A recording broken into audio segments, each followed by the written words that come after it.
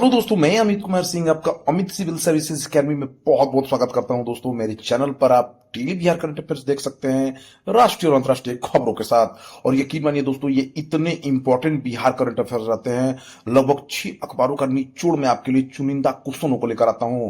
तो दोस्तों, वीडियो को शुरू से लेकर अंत तक जरूर देखें। आपको बहुत सारे डिटेल्ड एक्सप्लेनेशन के साथ बिहार करंट अफेयर्स मिलने वाला है। साथ ही साथ दोस्तों, आपको राष्ट्रीय और अंतर्राष्ट्रीय खबर भी मिलेगा, क्योंकि 6 अखबारों को पढ़ने के दौरान मैं राष्ट्रीय और अंतर्राष्ट्रीय खबरों को भी इसमें शामिल कर देता हूं, कि जिससे ये कंप्लीट करंट अफेयर्स पैकेज बन जाता है आपके लिए, बिहार का भी और राष्ट्रीय और अंतर्राष्ट्रीय खबर का भी। तो दोस्तों, मिस ना करें, चैनल को जरूर सब्सक्राइब कर ले, दोस्तों में शेयर करें ऐसे ही इंपॉर्टेंट वीडियो प्राप्त करने के लिए। तो चलते आज के पहले क्वेश्चन की तरफ। बिहार डायल 112 के तहत महिलाओं के लिए निःशुल्क सुरक्षित सफर सुविधा शुरू करने वाला देश का कौन सा राज्य हमारा बिहार बना है? देखिए दोस्तों, हरियाणा और तेलंगाना के बाद बिहार देश का तीसरा ऐसा राज्य बन गया है जहां पर डायल 112 के तहत महिलाओं के लिए निःशुल्क सुरक्षित सफर सुविधा शुरू करने वाला राज्य बना है। कहने का मतलब दोस्तों, अगर कोई महिला किसी परिवहन के माध्यम से सफर कर रही है, चाहे वो बस से हो, रेल से हो, चाहे किसी माध्यम से, तो अगर उनको कोई परेशानी होती है यात्रा में, चाहे कोई असुविधा होती है, किसी प्रकार की उनके साथ जाति की जाती है, तो वह 112 पर डायरेक्ट फोन करके अपनी मतलब उसका लाभ उठा सकती हैं, सहायता मांग सकती है। तो याद रखिए दोस्तों, डायल 112 के तहत महिलाओं के लिए निःशुल्क सुरक्षित सफर बिहार ने भी शुरू कर दिया है, और ऐसा करने वाला वो हरियाणा और तेलंगाना के बाद देश का तीसरा राज्य बन गया है, जहां पर एक कॉल पर डायल 112 से महिलाओं की जीपीएस ट्रैकिंग भी की जा सकेगी। ठीक है, यात्रा के दौरान मदद मांगने वाली महिलाओं पर पुलिस नजर रखेगी। पायलट प्रोजेक्ट के तहत बिहार में इसे निडर नारी का नाम दिया गया है। पटना, नालंदा, गया, भागलपुर, बेगूसराय और मुजफ्फरपुर की महिलाओं को आज से सेवा मिलना भी शुरू हो जाएगा। ठीक है, 15 सितंबर से पूरे राज्य में लागू करने की बिहार सरकार की योजना भी है।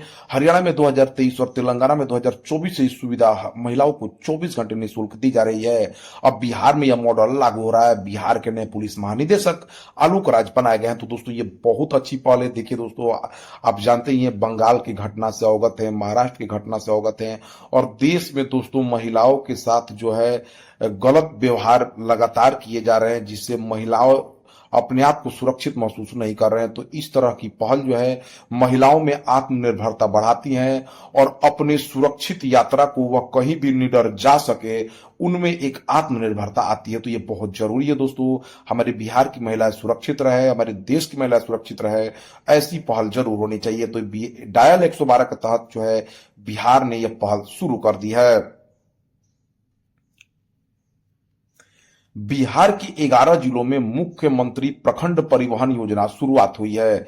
इस योजना की शुरुआत किस वर्ष की गई थी? देखिए दोस्तों, 2023 से ही बिहार में मुख्यमंत्री प्रखंड परिवहन योजना की शुरुआत हुई है, लेकिन अब इसे जिलों में लागू किया जा रहा है।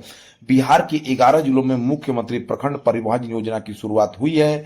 बिहार में मुख्यमंत्री प्रखंड परिवहन योजना की शुरुआत 2023 में की गई थी। सरकार ने 11 जिलों के लाभुकों को वाहन खरीदने के लिए सरकार आर्थिक सहायता प्रदान करेगी। इस योजना का मुख्य लक्ष्य प्रखंडों तथा प्रखंडों में जो यातायात सुविधाएं है उसको जो मजबूत करना, तथा प्रखंड में जो यातायात की साधन है, सुविधाएं हैं, उनको महत्वपूर्ण जिलों तथा महत्वपूर्ण शहरों से कस्बों को जोड़ा जा सके। तो ये एक बहुत अच्छी योजना है, मुख्यमंत्री प्रखंड परिवहन योजना। इसको द्वारा ग्रामीण सड़कों को, प्रखंड सड़कों को शहरों की सड़कों से जोड़ा जाएगा। साथ ही साथ जो वाहन खरीदने वाले जो लाभुक हैं, उनको आर्थिक सहायता भी बिहार सरकार प्रदान करेगी। कैबिनेट ने योजना को वर्ष 2025-26 तक चलाने की मंजूरी दी है। 2024 में इस योजना पर 60 करोड़ रुपए खर्च होंगे। परिवहन विभाग ने पटना, जमुई, पूर्णिया, सिवान, नालंदा, मधेपुरा, समस्तीपुर, सहरसा, मुजफ्फरपुर, खगड़िया, सारण में योजना के लिए कार्यान्वयन को मंजूरी दे दी है। इसके लिए 1.10 करोड़ रुपए मंजूर किए गए हैं। बिहार की परिवहन मंत्री शीला कुमारी हैं। बिहार राज्य खेल सम्मान समारोह 2024 में बिहार के कितने खिलाड़ी को सम्मानित किया गया है? 615 खिलाड़ी सम्मानित हुए दोस्तों। खेल दिवस के मौके पर ज्ञान भवन गुरुवार को बिहार खेल सम्मान समारोह का आयोजन हुआ। इस खेल सम्मान समारोह के मुख्य अतिथि सुरेंद्र मेहता बिहार के खेल मंत्री हैं। उन्होंने इसका उद्घाटन किया। इस मौके पर विशिष्ट अतिथि के तौर पर पद्मश्री, अर्जुन पुरस्कार और खेल रत्न से सम्मानित ओलंपिक पदक विजेता विश्व के सर्वश्रेष्ठ hockey goalkeeper PR Sreejesh Dronacharya और अर्जुन पुरस्कार से सम्मानित भारतीय वॉलीबॉल टीम के कोच जी श्रीधरन, खेल विभाग के प्रधान सचिव बी राजेंद्र, निदेशक महेंद्र कुमार, बिहार राज्य खेल प्राधिकरण के महानिदेशक सब मुख्य कार्यकारी अधिकारी रविंद्र शंकरन सहित कई लोग मौजूद रहे। खेल सम्मान समारोह में 33 खेलों के 615 खिलाड़ियों, 21 प्रशिक्षकों, 4 खेल संघों और 4 खेल अधिकारियों सहित कुल 644 लोगों को सम्मानित किया गया। विश्व के सर्वश्रेष्ठ हॉकी गोलकीपर पीआर श्रीजेश ने इस अवसर पर बिहार के हॉकी खिलाड़ी को प्रशिक्षित करने की बात भी कही है। आप जानते हैं दोस्तों, पैरालंपिक्स में बिहार के खिलाड़ियों ने भी अपना दम दिखाया है। मुजफ्फरपुर के लाल ने दोस्तों इसमें जीता भी है। हाल ही में एक रिपोर्ट के अनुसार बिहार में कुल कितना किलोमीटर राष्ट्रीय राजमार्ग है? देखिए दोस्तों, 2024 के हालिया आंकड़ों के अनुसार बिहार में कुल राष्ट्रीय राजमार्ग 6129.84 किलोमीटर है। देश में कुल राष्ट्रीय राजमार्ग में बिहार की हिस्सेदारी 4.4% है, जो 5.34% से लगातार घटती जा रही है। बिहार में कुल राष्ट्रीय राजमार्ग की लंबाई 6129.84 किलोमीटर है। देश में सबसे अधिक राष्ट्रीय राजमार्ग महाराष्ट्र में 17,757 किलोमीटर है। बिहार के परिवहन मंत्री शीला कुमारी हैं। भारत के परिवहन मंत्री नितिन गडकरी हैं। केंद्रीय स्वास्थ्य मंत्री जेपी नड्डा ने बिहार के किस अस्पताल में क्षेत्रीय चक्षु संस्थान का उद्घाटन किया है? तो Indira Gandhi institute of medical sciences Patna, IGMS Patna में।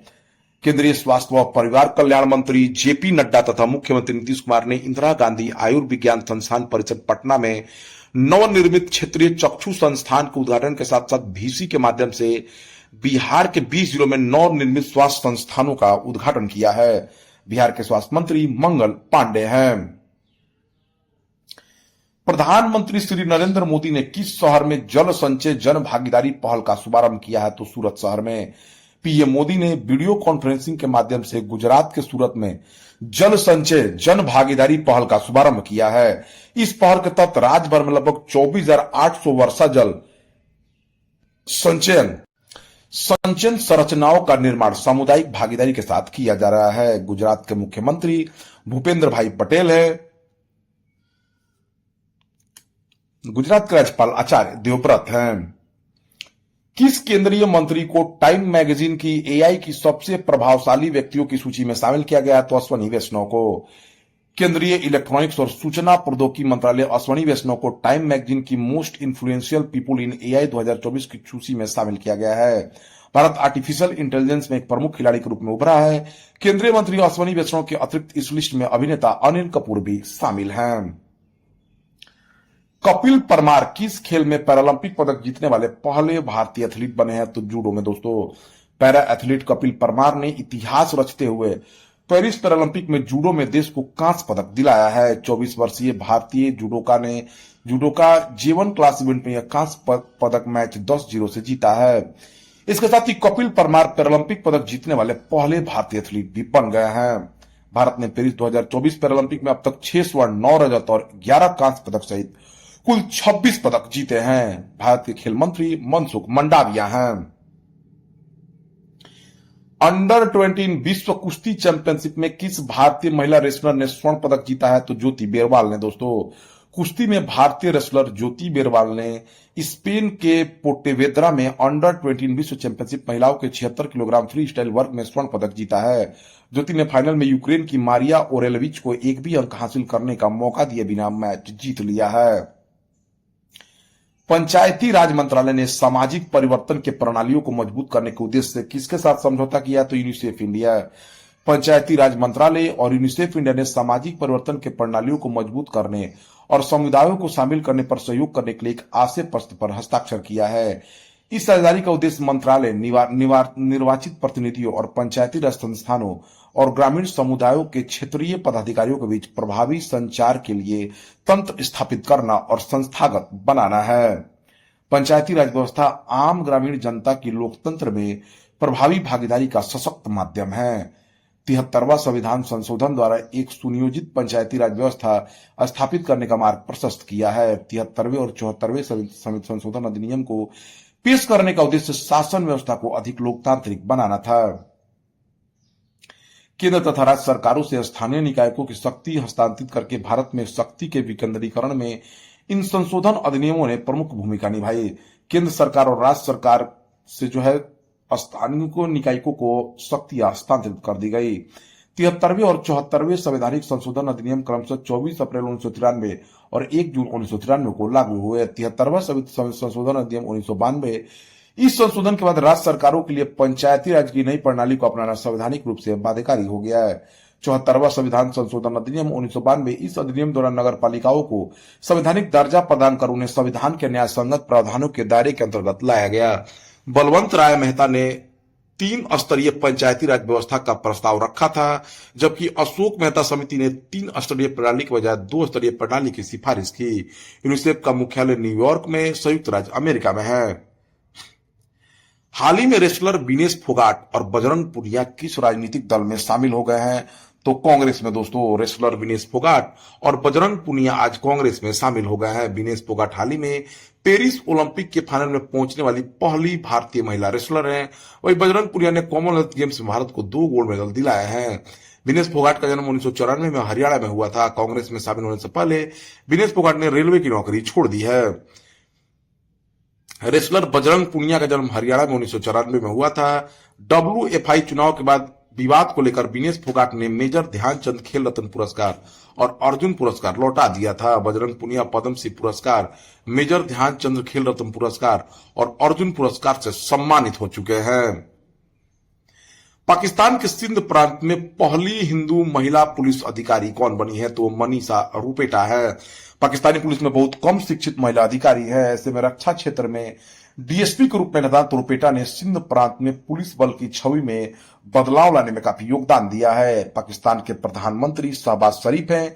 पाकिस्तान के राष्ट्रपति आसिफ अली जरदारी हैं। तो दोस्तों यह रहा 7 सितंबर 2024 के सभी इंपॉर्टेंट बिहार करंट अफेयर्स, राष्ट्रीय और अंतर्राष्ट्रीय घटनाओं के साथ। ऐसे ही वीडियो प्राप्त करने के लिए आप हमारे चैनल से जुड़ जाए। Thank you for watching my videos.